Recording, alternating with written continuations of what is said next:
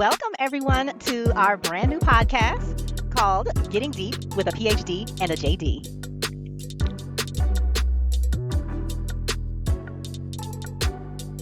I'm Nicki. I am a PhD. I am a professor at an urban university, and I teach research and human behavior. And I am Kimmie, the JD of this duo. I currently work with a continuing education provider for attorneys, and I also have my own estate planning practice. So you must be wondering, what is this podcast all about? Well, this podcast is a spirited and analytical discussion about relevant news topics that are not a part of your daily timeline. Not only will you learn something new, you will be inspired to action.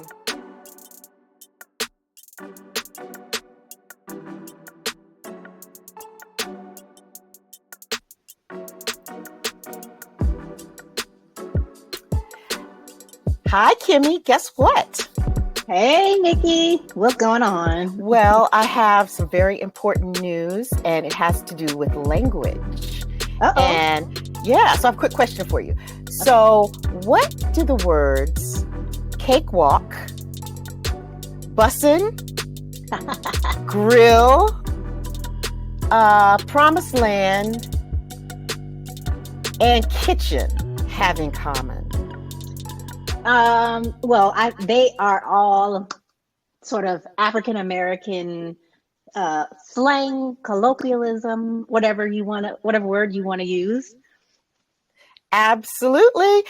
So today we are going to be talking about language, but a huge thing that just happened is that the Oxford Dictionary of African American English is now being constructed. And so all of those words that I mentioned, those are some of the words that are going to be a part of this African American dictionary. And I think it's important to mention that Dr. Henry Louis Gates is going to be the editor of this new dictionary. Mm-hmm. And they are actually in the process of collecting words right now to be part of this dictionary. And so they've released the first 10 words. Mm-hmm. And let's see, I'm going to go through and see if we know what these are. Bussin'. Now, see, bussin', to me, bussin' means it's really good, like really good. Yeah, that's what, like, it's an adjective. Something really good, something tasty, something delicious, describing a party, an event. Mm-hmm. Grill. Yeah, I know grill. Grill, yeah, those teeth. Teeth the that gold grills. The gold grills. Yeah, a lot of rappers use those too. They make their own grills. In fact, I was watching what was I watching? I was watching this tattoo show, and one of the challenges they had was somebody had to make a grill. Like they had to actually come up with a grill, like using I guess a mold. They had to be creative because they do a lot of creative on a tattoo flash. Show? Yeah, they do a lot of flash challenges to get things. And I thought, that's interesting. Mm-hmm. Yeah, grills so, very common. A couple of other words: promised land. And this is another one. This is another one that is just really funny to me. Chitlins. Now it's spelled like chitterlings, but really when it's pronounced, it's chitlins. It's chitlins, yeah. Chitlins, yeah. And I remember my mom and my mom too. Yep, talking about making them, and I never ate them. Well, I always had an out because I'm vegetarian and I prefer to eat vegan. So I was always, no one ever, I had an out for that. So, and my mom, interestingly enough, my mom never made me eat anything I didn't want to eat. So that's good. That's good. Yeah. It's so funny because she was strict in so many ways, but then in other ways, she was very lenient, and it was often kind of surprising or shocking at how lenient she was in some ways. And that was one of them. Yeah, yeah. My mom never made me eat anything that I didn't want to eat either. But it's also interesting that she allowed me to kind of make my own decisions about like being vegetarian. And so that Mm-hmm. was that was I an interesting remember thing. you. Yeah. I mean, from very early memories, you've been a vegetarian like all my life, and Hmm. and we met when we were like I think we were, I was in I was in no, I was in first you or were like second first grade. or second grade, and Mm-hmm. I was in probably fourth or fifth grade or something Mm-hmm. like that. Yeah. Yeah. Yep. Yeah. That's so Yep. funny. Yeah. Yep. Yep. Okay. So. All right. Mm-hmm. So kitchen. And we talked about this last a little bit Oh last yeah. week. The Yeah. kitchen, the back of your head, the Mm-hmm. Yep. kitchen. Has a And very then specific meaning. yep. Mm-hmm. And then the cakewalk. Now that Um, one I hadn't heard of before. Like I hadn't heard of cakewalk. I think this is a really interesting one because it was, I'm going to read the definition that's going to be in the dictionary. A Mm-hmm. contest in which Black people would perform a stylized walk in pairs, typically judged by a plantation owner. The winner would receive some kind of cake, something that is Mm. considered easily done, as in this job is a cakewalk. Like, oh, this could be a cakewalk. Oh yeah, I've heard cakewalk. Yeah. Okay. Yeah, yeah. But that's not. But that's not similar to the actual definition, though. No, but here's the thing that I think is important is that these words have evolved. Mm-hmm. Like, you hear, oh, Especially yeah, that's from a the slavery cakewalk. times. Yeah, Yeah. exactly. Mm-hmm. But Mm-hmm. what's interesting to me is I think it's interesting because like there's some other phrases about cake, like let them eat cake. Mm-hmm. Like Yeah. it's evolved, like French, and it's interesting to me that like Black folks in slavery would get together and they do this walk, and it would be judged by the plantation owners. And what would they get? They wouldn't get like a day to do nothing. They would get Mm-hmm. a type of cake. Mm-hmm. And that's interesting to me, Yeah, that is especially when very you think interesting. about let them eat cake, Yeah. it's kind of, Mm-hmm. Right. yeah, I think that's Exactly. interesting. So, old school. This is something that Oh. I say in my Zumba class whenever we have a song that Mm-hmm. that has a move that's really kind of Oh. from like the 80s or 90s. Like, do you remember that dance that was like this? Like you The WAP. Yeah. Yeah, the walk. Okay, yeah, I couldn't remember the name of it, but in my class I'm like, let's take it back old school, and then we do Yeah. that. Yeah. Mm-hmm. Mm-hmm. So a lot of terminology comes from African American lexicon, and I think, when you and I were discussing this topic ahead of time, it was very important for you to distinguish between the fact that this is an African American dictionary and not a Black. Right. Absolutely. So kind of Absolutely. explain to the people why that distinction, that nuance is important. So this is very important because when you think about the term Black and you think about the term African American, the term African American is definitely about ethnicity because it implies about people who are African who are in America, which is or African descent. African descent.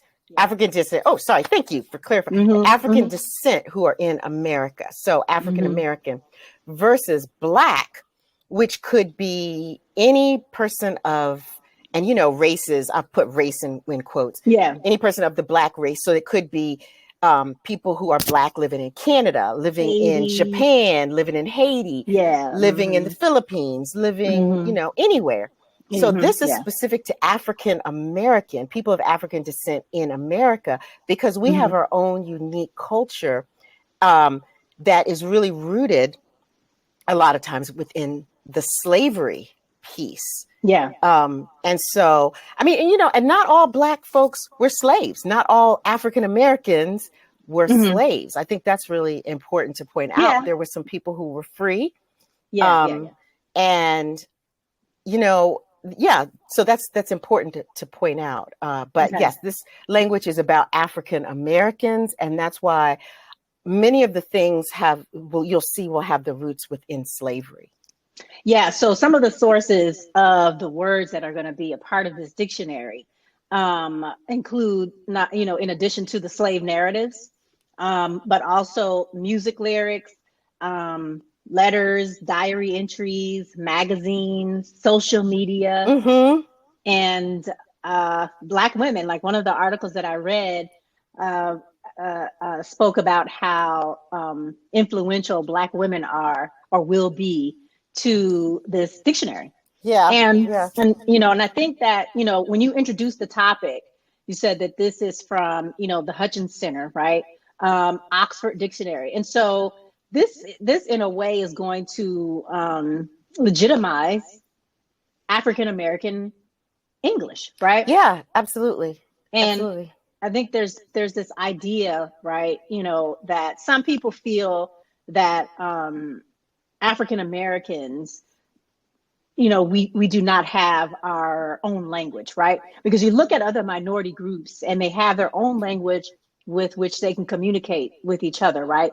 To the exclusion of others. So, I mean, this isn't what this is, but, I think that as African Americans, we actually do have our own language, which is what this is, Hmm. but it was always viewed in a negative way and not even as a language. It was Right, called right. slang. It was called, whatever else, whatever other, Ebonics. Remember, Ebonics, remember Ebonics? and so it wasn't even considered a language like other minority groups, right? So if Hmm. you have a minority group that speaks, Mandarin, that's a actual It's a language language. Yes. that's Yes. recognized. But our language that we speak with each other here, which in history was for purposes of protecting ourselves, everything Yeah. goes back to slavery, right? Right. Right. So, our codes and languages, because we weren't allowed to read and write the King's English, we did develop our own way of communicating. Right. But up until now, it's always been devalued. And so I think that Exactly. this Well, validates it. and I think the other part that's really important is that these terms are in popular culture. And that's why they're really, the methodology for actually finding all of these words, Mm-hmm. they're using, like you mentioned, social media, they're using books, they're using music. And so this is really to show the impact that African American language has had on, and I'm going to use the term, the King's English. So folks weren't allowed to read the King's English. However, now folks they're showing how people who weren't allowed to read it are now have contributed to it. Yeah. So I Mm-hmm. think that's kind of that full circle coming back around. And everything cool, right? That's the other Yeah, thing. yeah. And so I was reading an article, and it said that African Americans, we are the linguistic drip, right? So we provide the cool, right? And in this way, I think this dictionary would also probably prevent language appropriation, right? Yeah. Because they devalue the language as we speak it, but then when others speak it, they do so kind of in a way to sort of validate themselves as being a person who is cool, or now the Hip, term is a a person person. who is woke, Woke. or Yes, yes.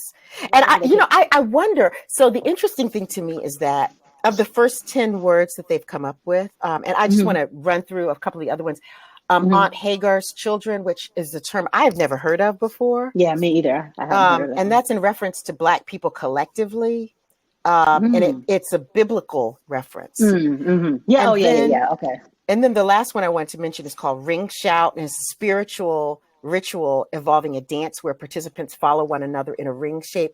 And, honestly, I thought this was going to be more about like the call and response part of, like, for example, within churches and also within like lyrical music where someone will say something and then the audience responds, like the call and response. I thought Ring Shout was going to be tied into that. And maybe it is, because it does talk about participants following one another in a ring shape. So I'm just wondering, the dance, and it says the dancing and chanting. And so I don't know, but I guess we will have to see once it finally comes out in the next few years. Also, in thinking about language, I was thinking about how many times language has been used to oppress, and how a lot of times folks who use these terms were seen as not being educated. And also in terms of schools, they were seen as not being just not being educated and not Yeah, understanding. absolutely. And so now Hence the these term words. Ebonics. Exactly. Hmm. Exactly. Yeah. Yeah. Hmm. And to kind of piggyback off of that, I also think that this dictionary would lend itself to helping, you know, Black workers feel more valued in predominantly white spaces, and the acceptability of the language that they use without degradation, Right. and without the, you know, the idea that if, you know, if I say, oh yeah, oh my kitchen, it's not looked at as unprofessional Right. Right. because it And is the word. yeah, you're absolutely right, Mhm. because the thing is, people have used these words for a long time. Like if we go Mhm. out into the popular culture and we start using some of these words, people will Mhm. know. I mean, and not just Black people, but Mhm. other people know. And so they know, but before now, we didn't have a canon or a place where all of these Mhm. places Right. were Mhm. put. So I think this is really important. And the way that they are getting all of these words, they actually have a methodology. They actually have Mhm. documented it. They are going through and cataloging words. And so this isn't Mhm. just let me see which words seem cool. It's Right. really about, let's go through this process for identifying these words and then seeing if they're legitimate and then putting them in this book. So there's a lot of research going on. Because, you know, we hear a lot of people talk about, you know, the Urban Dictionary, and how, you know, these are made up words, these aren't Yeah. real words. And I mean, and isn't, you know, I didn't do this research ahead of time, in determining how the languages that we do have now, like English, like Spanish, like you know, how those languages were developed. Like, you know, what was the process? I would Right. imagine it's similar to what is happening with the African American dictionary, right? Hmm. I mean, you may know a little bit more about that. I don't know about how Well, those other languages language is were developed. fluid. Language is fluid. I mean, when we think, we could go way back and think of the language tree and how many branches there are off of the language tree, and how Mm-hmm. and how the Romance languages evened out, and then these Mm-hmm. languages that are different. We could go way Mm-hmm. back then. But I also think that when we think about how folks came over to America, Mm-hmm. settlers and then slaves, and then there were indigenous folks, because there were indigenous folks that we Yeah. borrowed from, right? or Right. or Right. should I say, we stole from. Oh, Yeah. But there were indigenous folks that were here, and so language is fluid. So anytime folks communicate and start connecting with people, language becomes fluid. I mean, you even think mm-hmm. about, we were joking around talking about the King's English, right? Yeah. Think about how we'll just say in Britain, okay, we'll Mm-hmm. say, or in England, we'll say, okay, how is English different from the English that's spoken in America? It's very different, Right. It is. and Yep. it's because they developed those, they developed differently because of what folks were exposed to. In Mm-hmm. America, it was very different. We had indigenous folks here. We also Mm-hmm. had people coming from different places Mm-hmm. that spoke differently. And so, Yeah. And so that added to what we consider, you know, English. right, right. You know, correct English, or Yeah. whatever term you want to use. Yeah. So I definitely think it's I think it's a good thing. And I think that what we can kind of segue into now is our call to action for this topic. And one of the things that I discovered is that you can actually make suggestions. Yes. Isn't that great? Mm-hmm. And this is what I was talking about when I said about the methodology. So Mm-hmm. really opening this up. There's a crowdsourcing piece, but there's Oh also, yeah. yeah, Mm-hmm. but there's I saw that.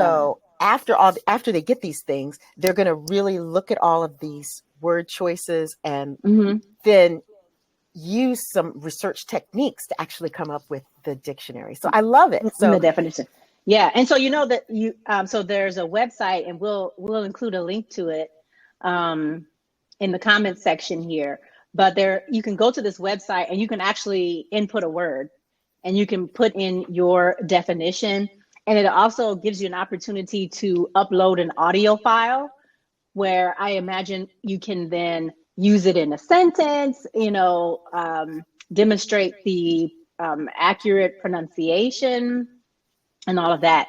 And, and one of the things though that I find interesting is, even within the United States, there are different, dialects, Right. depending upon the region that you're in. Mm-hmm. You and I, our families are from Louisiana, so we had that influence in the way that we talk, the way that we pronounce certain words, and some of the slang that come from our mother's culture, right? Our mother's Creole culture, and then of course just in Louisiana in general. Right. So I'd be interested to see how that plays out, because there could be one word that's pronounced one way in this region of the U.S., but not in another this, way. Yeah. Mm-hmm. Yeah. Well, you know what I want to do? I would love to get my mom to enter in the word goo gobs. Because that word is so funny to me. It's so funny to me because I don't think, have you ever heard anybody else other than our family use that term? Goo gobs? No. I haven't either. And I'm wondering, if how did they, and I need to ask my mom where that word came from. Now, have you ever heard her say lay cross? Lay cross. Like my mom would say that a lot. No, and that would mean take a nap. So it's like you're laying across like you don't get in the bed under the sheets and covers. Uh-huh. You would just sort of lay across the bed. No, I've never heard that before. She said it all the time, and she would be like, "Oh, okay, I'm gonna go lay cross," and so I knew that meant she was going to take a nap.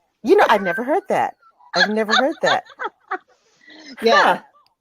Mm-hmm. So there's lots of words, and I think and I feel like one of my sorority sisters here, she doesn't live here anymore, but she did before. And when we started, conversing, we discovered, she was from New Orleans, and I told her that my family was from Louisiana, whatever.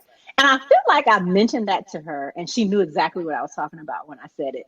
So I don't know if it's a Louisiana thing or what. Well, I'm gonna have to ask my mom about that. Mm-hmm, the lay cross. Lay cross. Uh-huh. Yeah. And goo gobs. And goo gobs. And I do know, instead of saying sink, I do know my mom would say zinc. My mom because did too. For the longest time, I thought that was the word. That was the word. Mm-hmm. Zinc. Like, oh yeah, that's not a mineral. That's a thing you wash things in, Yeah, So, yeah. I literally thought sink was spelled Z-I-N-K. Zinc. Yeah. Uh-huh. Yeah. So and so there's that word, and there was another word that was coming to my mind. Oh God, I hate that. Okay, maybe it'll come back to me. But it was another word that I heard my mom say a lot, and I know that was probably some sort of Louisiana thing. Yeah. I know what it was. It make groceries. Yes, make groceries. Yeah. Yeah. My mom would always say that. Yeah, I'm going to go make groceries. And you knew make groceries was completely different from what people might say with like going shopping. Because make groceries, you knew they were going to go make a lot of they were going to go get a lot of things. A lot of food. Mm-hmm. Yes. And that was the time when my brother and I were really excited because we knew we needed Pop-Tarts. We needed like all our candy kinds of things. We knew that was the time we could get them. Mm-hmm. And because my mom would make groceries once a month. She'd make this huge grocery run. Mm-hmm. And you come back and there'd be all of these bags. And then the thing that we didn't like is she'd get us to help her put them up. Oh, yeah. Because we just wanted to grab our Pop-Tarts and grab our sweets and just go and take them. Yeah. But we always had to help put things away. And so we were like, Yeah. Yeah. And I remember being in law. I didn't realize that people didn't say make groceries until I actually went to law school. Yeah. And I remember I was saying it and somebody was like, and somebody looked at me and was like, what are you talking about? And I'm like, what do you mean? Making groceries, like going to the grocery. You mean grocery shopping? Yeah. And I was like, oh, okay.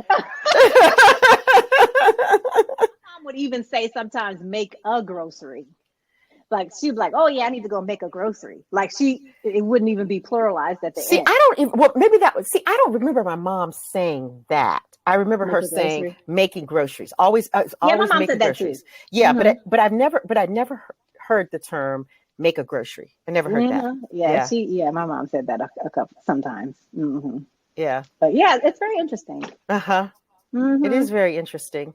And so it's not just specific words, but it's the way that they're used, Hmm. like making groceries, Hmm. you know, the way you're using the terms. So, It has so a really, specific definition. yeah. So I wonder Yeah. how they're going to do that with the dictionary, like not Yeah. just with specific words, but like phrases and That's because that's terms, a phrase. Yeah. Yeah. Yeah. I kind of feel like we're maybe getting a little bit beyond what they're doing, because that list of words that you told me, were any of them phrases or were they all singular They were words? all words. Yeah, They were so I all words. think this. Oh, except wait, no, there was one. Hagar's children. Oh yeah, that's a Okay, phrase. that's a phrase. Yeah, Hmm. yeah, So that's a maybe they phrase. will include And phrases. ring shout was also on Hmm. there. So maybe they will Hmm. include phrases. Yeah, That's yeah. very interesting. Hmm. So it's supposed to be released in 2025 is what I saw. Yes, I saw that as So that would well. be so that would be my only call to action. Do you have any other calls to action for something like this? No, I think the other call to action would be just to be on the lookout, like Yeah. for people to be aware of the language that they use and really start to ask yourself, you know, do you have words that you use that you don't hear in everyday speech, like when you're speaking with other folks, and start to really Hmm. think about, well, where did I get that word from, and where did that meaning come from? Hmm. So I Hmm. think because I think that helps us understand ourselves, and Hmm. it helps us understand, just how we developed and how different Hmm. things about our upbringing. So And I think it definitely. will. And I think as time, as it's released, it'll help people feel less self-conscious about using the terms that, back in the 90s, people would call Ebonics, which Right. is kind of has a negative Oh, connotation. very negative connotation. Hmm. Very negative So connotation. so we're getting away from that, Yeah. and we can use those words in business meetings, and not feel like, oh, that's just a black word. You know what I mean? Right. It's not just a black word Right. that we made up.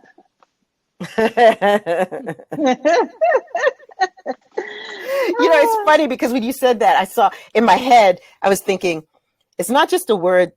These aren't words that people make up. They're words that evolve out of situations, Hmm. you know? Yeah. Hmm. Um, Where there was no other word to describe what was happening, what was going on, right. and what it meant.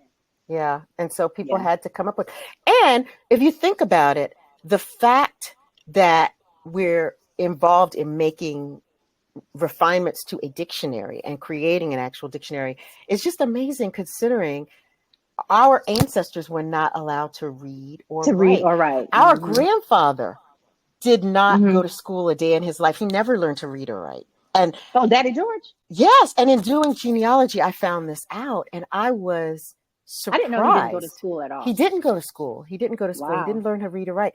And that Hmm. wasn't unusual, Yeah, yeah. you Oh, yeah, know? I know that. And Hmm. so even and people who were considered educated may only have had a fourth or fifth grade education. Hmm. Hmm. And so when we think about the fact that we're doing this podcast with a Hmm. PhD and a JD, Yeah, I know. that Yeah, really, it just really comes full circle, and it just, it resonates. it does. It does. I Hmm. mean, Hmm. Yeah, that's fabulous. And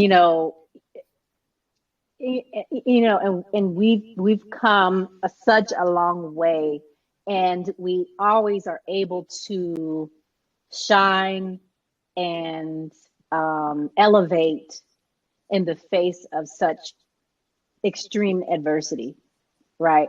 So, not being able to read or write, and in these ways, we have created our own language in Language. our way of communicating, and it's more than just Ebonics. Absolutely. And not being able to read and write and to be able to translate history down Mm-hmm. and to be able to translate stories and Mm-hmm. information is really quite amazing if you think about it. Mm-hmm. Yeah. Yeah.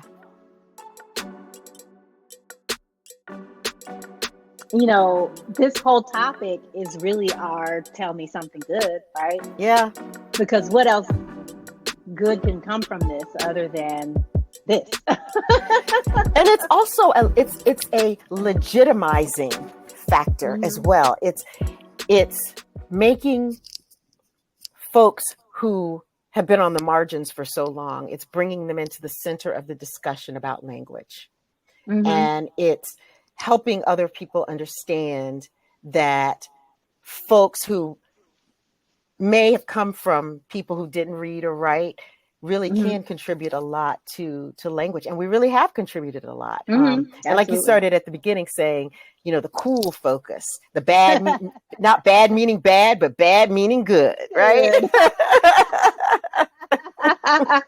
And I think on that note, we can end this episode.